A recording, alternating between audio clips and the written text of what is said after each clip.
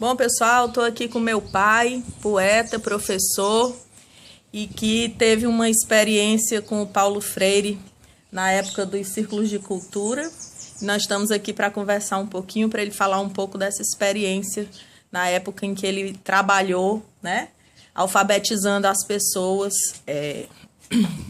junto ao Paulo Freire. Então, papai, eu queria que o senhor falasse um pouquinho da sua experiência, para que as pessoas pudessem conhecer parte da história viva aqui de Paulo Freire, sobre seu olhar, sobre sua visão.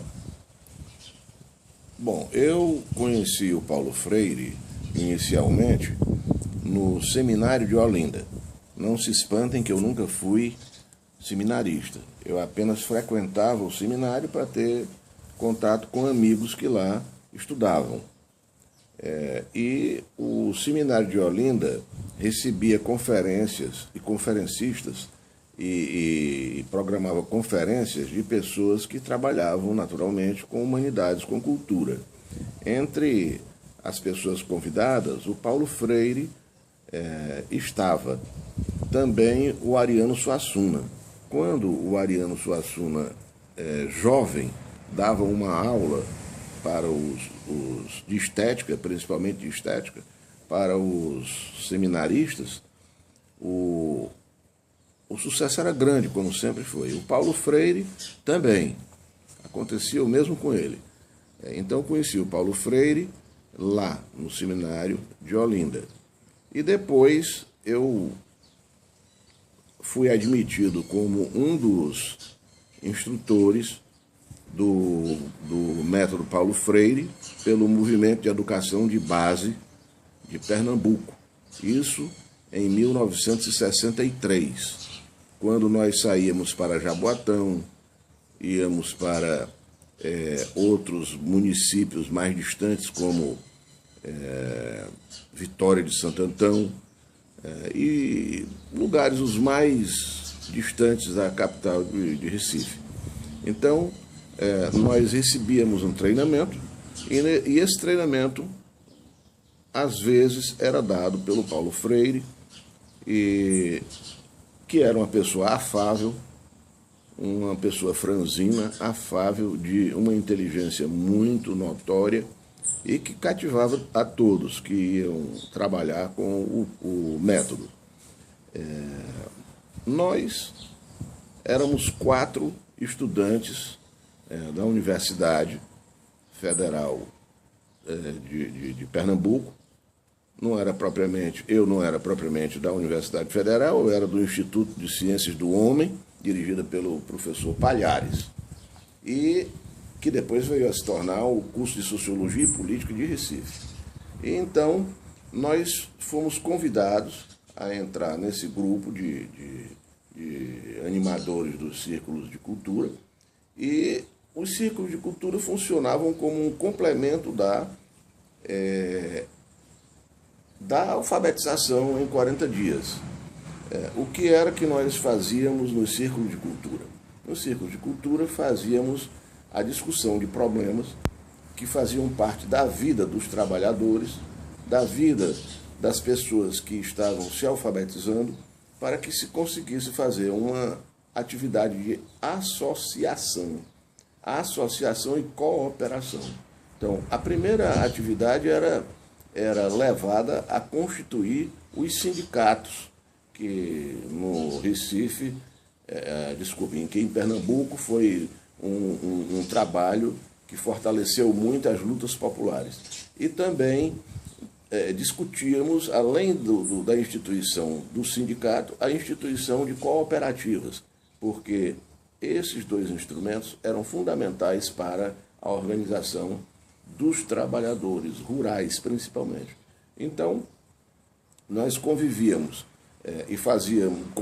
com o povo e fazíamos esse círculo de cultura debaixo de frondosas árvores, na mais das vezes jaqueiras, que é a árvore de maior porte que a gente conhece no interior de Pernambuco.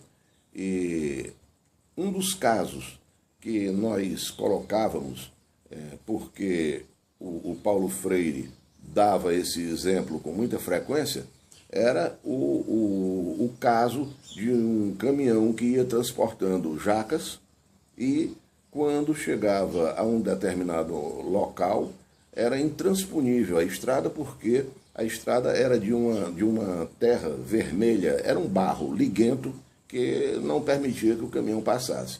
Então, ele dizia que os dois começavam a conversar. Conversavam e diziam: como é que vamos ultrapassar essa dificuldade? Então, a dificuldade era ultrapassada colocando madeira que eles cortavam para o carro não ficar atolado e prosseguir o caminho com a carga de jacas. O que é isso? É a solução de um problema.